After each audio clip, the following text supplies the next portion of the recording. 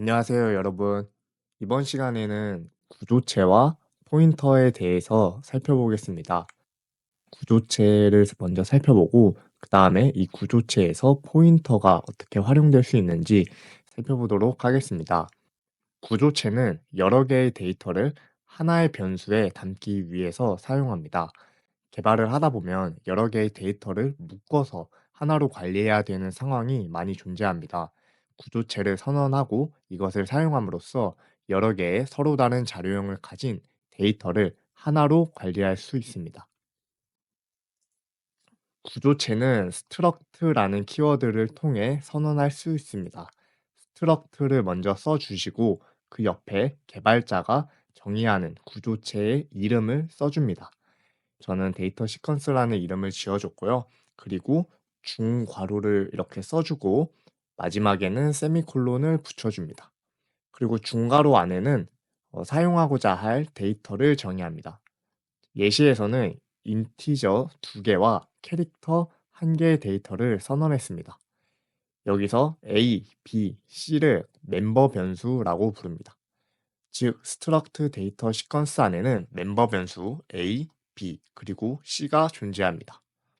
옆에 그림을 보시면 스트럭트 데이터 시퀀스를 이렇게 선언을 해주면 이렇게 큰 그릇이 생성된다고 보시면 됩니다.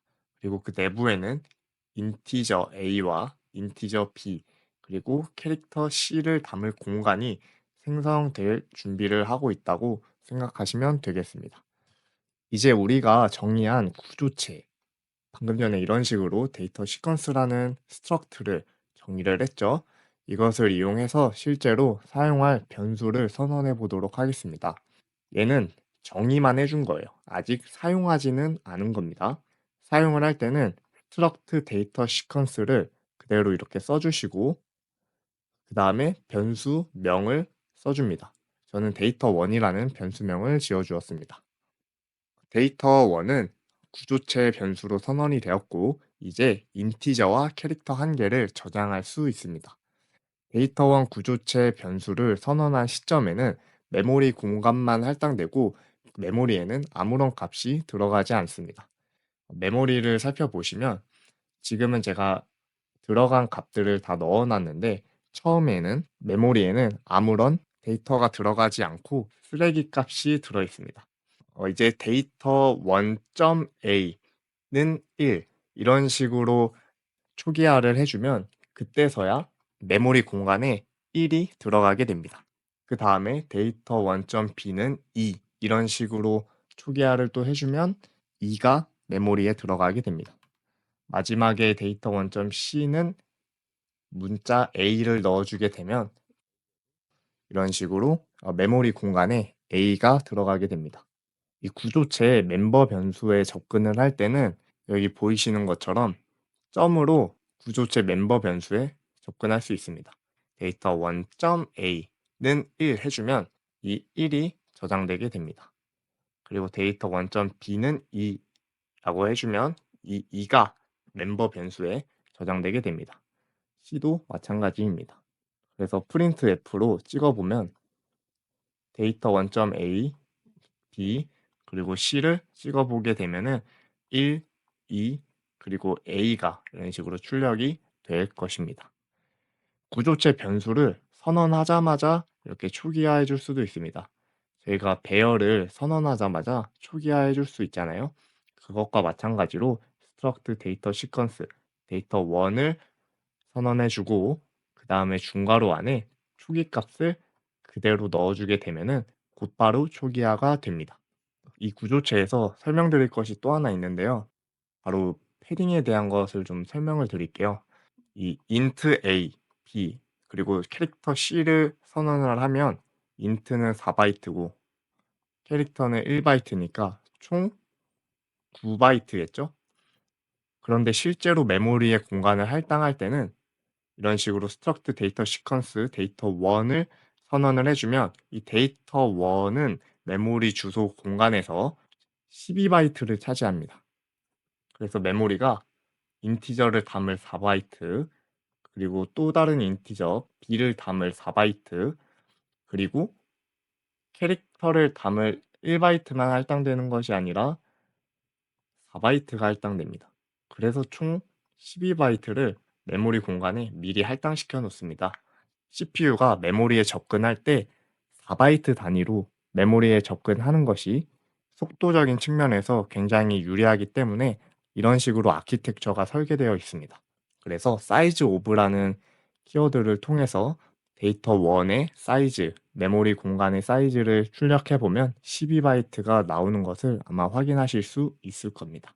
이제 구조체를 사용할 때 매번 스트럭트를 이용해서 정리하기 귀찮기 때문에 자료형을 개발자가 정리할 수 있는 타입데프를 이용해서 구조체를 정리할 수도 있습니다. 이런 식으로 타입데프를 써주시고 그 다음에 아까와 같이 스트럭트 데이터 시퀀스를 중괄호까지 정의를 해줍니다. 마지막에 데이터 시퀀스 세미콜론을 딱 찍어주면 이 데이터 시퀀스라는 자료형을 우리가 타입데프로 만든 것입니다. 자, 크게 보면 타입데프를 써주고 그다음에 여기서부터 요 중괄호까지 이 스트럭트를 딱 써주고 마지막에 여기 데이터 시퀀스하고 세미콜론을 찍어주면 데이터 시퀀스라는 자료형을 우리가 만든 겁니다. 구조체 변수를 선언할 때 데이터 시퀀스하고 데이터 1 하면은 데이터 시퀀스라는 자료형을 가진 데이터 1이라는 변수를 우리가 선언을 해준 겁니다. 그래서 똑같이 데이터 1.a, .b, .c 이런 식으로 멤버 변수에 접근을 해서 구조체를 사용할 수 있습니다.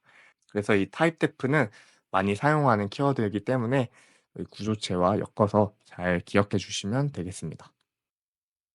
이제 구조체 포인터에 대해서 살펴보도록 하겠습니다. struct data sequence라는 구조체를 정의해 주겠습니다. 인티저 두 개와 캐릭터 두 개를 갖는 데이터 시퀀스 구조체를 선언을 해주고 이제 구조체 변수인 데이터 1을 선언과 동시에 초기화를 시켜 주었습니다. 그러면 메모리에 1, 2 그리고 대문자 A, B가 들어가게 되겠죠. 구조체 포인터를 이제 선언을 해보도록 하겠습니다. 똑같이 struct 데이터 시퀀스를 써주고 그 다음에 에스터리스크 데이터 시퀀스 ptr이라는 포인터 변수를 선언을 해줍니다. 그리고 그 옆에 구조체, 우리가 방금 정의한 구조체 변수의 주소값을 앰퍼센트로 해가지고 주소값을 이제 ptr에 넣어주게 됩니다. 그러면은 만약에 메모리가 이런 식으로 구성되어 있다고 하면은 데이터 시퀀스 ptr에는 어떤 값이 들어갈까요? 바로 0x 10000이 들어가겠죠. 이 데이터 시퀀스 ptr하고 여기 대시하고 꺽쇠를 표현을 해주면 화살표가 되죠. 화살표 A 이런 식으로 멤버 변수를 딱 찍어주면 요 주소에 0x1000 주소에 A라는 멤버 변수가 차지하는 값 1을 이제 출력을 할 수 있습니다. 우리가 구조체 멤버 변수에 접근을 할 때는 데이터 1.a 이런 식으로 접근을 해줬었는데 구조체 포인터에서 곧바로 멤버 변수에 접근할 때에는 이렇게 화살표를 이용해서 화살표 A, 화살표 B, 화살표 C, 그리고 화살표 D 이런 식으로 구조체 멤버 변수에 접근할 수 있습니다. 이제 구조체 포인터의 메모리 공간에 대해서 살펴보면 이 데이터 시퀀스 ptr이라는 포인터를 %p로 찍어보면 해당 예제에서는 0x10000이 나오게 되겠죠. 그리고 데이터 시퀀스 ptr에 이 멤버 변수 a는 현재 1이지 않습니까? 이 1에 앰퍼샌드를 붙이면 이것도 마찬가지로 0x10000이 출력되게 됩니다. 그 다음에 똑같이 포인터를 통해서 멤버 변수 b에 접근을 하면 2죠. 여기에 앰퍼샌드를 붙였으니까 주소는 0x1004가 되고 세 번째 줄도 마찬가지로 이 대문자 A의 주소니까 0x1008 그리고 마지막 줄도 마찬가지로 이 B를 가리키는 데이터 시퀀스 ptr 화살표 D는 B를 가리키고 있기 때문에 해당하는 주소값은 0x1009가 출력이 되게 됩니다. 그리고 또 추가로 여기서 이제 구조체를 인티저 4바이트 1개와 4바이트 1개 그리고 1바이트 1바이트 캐릭터를 선언을 해 줬는데 총 10바이트잖아요. 하지만 10바이트가 아니라 여전히 패딩에 의해서 메모리에는 12바이트가 할당된다. 여기 4, 4 그리고 여기 또한 4바이트가 할당되고 실제로 사용되는 것은 10바이트가 사용된다. 나머지 공간에는 쓰레기 값이 들어있다.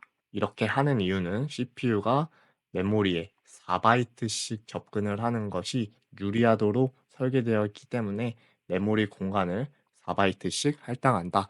이렇게 4바이트씩 메모리 공간을 할당하는 것을 패딩이라고 한다. 기억해 주시면 되겠습니다. 자, 이제 마지막으로 퀴즈를 풀어보도록 하겠습니다. 해당 예제에서 여러분들이 출력값을 예측해 주시면 됩니다. 요 마지막 printf 두 줄을 했을 때 어떤 값이 나올지 여러분들이 맞춰보시면 되겠습니다. 자, 그러면 여러분들이 한번 풀어보셨을 거라고 생각하고 해설을 진행해 보도록 하겠습니다. 구조체를 선언을 했는데 타입데프로 선언을 했습니다. struct communication protocol container고 이 중괄호 안에는 이제 우리가 사용할 멤버 변수들이 정의되어 있습니다. unsigned 캐릭터 1바이트 id가 선언이 되어 있고 그리고 4바이트의 사이즈를 갖는 unsigned 캐릭터 배열이 선언이 되어 있습니다. 그리고 마지막에는 unsigned 차 체크섬이 선언이 되어 있고 이것을 타입데프로 comDataSet이라는 이름으로 정의를 해주었습니다.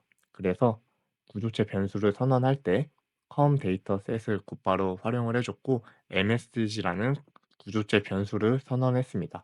그리고 선언과 동시에 이런 식으로 초기화를 진행해 주었습니다. 첫 번째 요 0x01은 id를 의미하고 그 뒤에 하나, 둘, 셋, 넷, 총 4바이트의 데이터는 요 데이터 배열로 들어가겠죠. 그 다음에 0x00은 마지막에 체크섬을 의미합니다.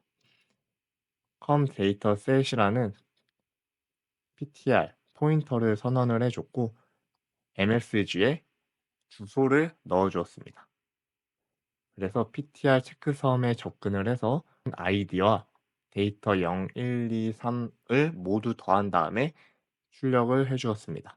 구조체 포인터로 멤버 변수에 접근을 할 때는 ptr 써주고 여기 화살표 한 다음에 체크섬 이런 식으로 사용을 해줬고 구조체 변수명으로 곧바로 접근을 할 때는 msg.체크섬 이런 식으로 접근을 하면 됩니다. 이 두 개의 값은 동일하겠죠. 그래서 결국에는 그냥 0x01부터 0x02까지 값을 더해주면 됩니다. 계산기를 이용해서 더해보면 0x1 더하기 1 더하기 3 더하기 5 더하기 1, 2 해주면 결과는 1C가 되고 %D로 출력했으니까 28이 정답이 되겠습니다. 네, 지금까지 구조체와 포인터에 대해서 살펴보았습니다.